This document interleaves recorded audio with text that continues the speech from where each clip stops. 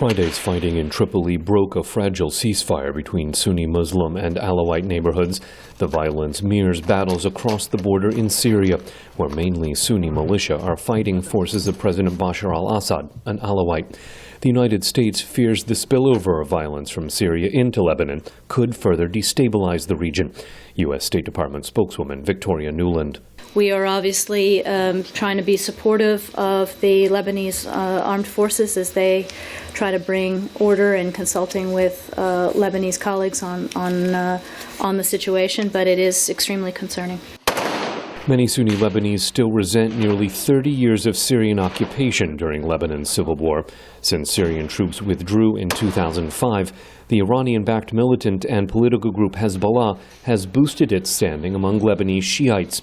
Cato Institute Middle East analyst Malu Innocent says that could be threatened by the spread of violence from Syria. I think we would see an erosion of political support, especially within the largely Shiite constituency of Hezbollah, if we see more violence. It simply gives more credence to the notion that Hezbollah cannot sort of create a great deal of stability within the state.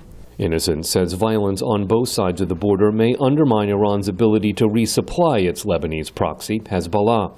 The Assad regime does remain pivotal for Iran's continued support to Hezbollah, and so if Assad goes, you really see a sort of a pillar of support for Iran plummet. Lebanese security forces have tried to separate Sunni and Alawite rivals. Paul Salem directs the Carnegie Endowment's Middle East Center in Beirut.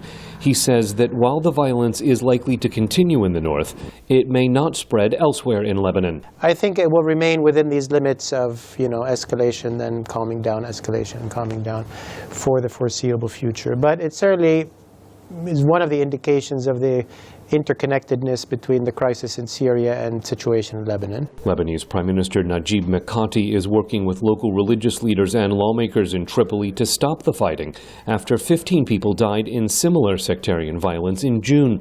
But some Lebanese say he's not doing enough. Scott Stearns, VOA News, the State Department.